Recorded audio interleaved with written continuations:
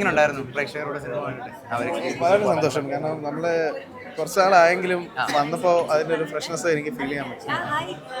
അത്യാവശ്യം നന്നായിട്ട് വന്നിട്ടുണ്ട്.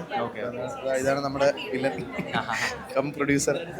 എന്തായിരുന്നാലും വളരെ സന്തോഷം. ശരിക്കും ഈ സിനിമ ചർച്ച ചെയ്യുന്ന എന്തിനെ കുറിച്ച്?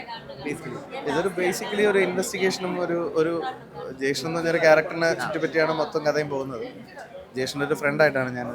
ഫസ്റ്റ് ഹാഫ് വരെ എനിക്കൊന്ന് സാധാരണ നമുക്ക് പെട്ടെന്ന് കണ്ടു കഴിഞ്ഞാൽ ഒരു റോം കോം അല്ലെങ്കിൽ റൊമാൻസ് പോലത്തെ സാധനത്തിലേക്കാണ് പോകുന്നത്. പക്ഷേ അതിന് സെക്കൻഡ് ഹാഫിലേക്കാണ് വലിയ ട്വിസ്റ്റുകളിലേക്കൊക്കെ. അതാണ് ഇൻവെസ്റ്റിഗേഷൻ പോലെ ഒരു ക്രൈം ത്രില്ലർ പോലത്തെ ഒരു ജോണറാണ് ബേസിക്കലി. ആദ്യം ഈ പറഞ്ഞ പോലെ അങ്ങനെ ഒരു ആംബിയൻസ് ഇല്ലെങ്കിലും പിന്നീട് അതിലേക്ക് മാറുന്നൊരു സിനിമയാണ്. സിനിമയിലൊക്കെ എങ്ങനെ എത്തിപ്പെട്ടത് ഈ സിനിമ? എന്നെ കാസ്റ്റ് ചെയ്ത് വിളിച്ചത്. എങ്ങനെയുണ്ടായിരുന്നു ആ ഒരു എക്സ്പീരിയൻസ്? 2022 ഷൂട്ടും മറ്റൊന്നൊക്കെ പറഞ്ഞു. അതെ. ആ കോവിഡ് കഴിഞ്ഞ സമയത്ത് തുടങ്ങിയതാണ്. അല്ല, ആ സമയത്ത് സബ്ജക്റ്റ് കേട്ടപ്പോൾ എനിക്ക് ഇൻട്രസ്റ്റിംഗ് ആയിട്ട് തോന്നി. പിന്നെ വിജയരാജ് സാറുമായിട്ടുള്ള സീൻസ് കാര്യങ്ങളൊക്കെ ഉണ്ട്. പുള്ളിയുടെ ഒരു ഫാനാണ് ഞാൻ.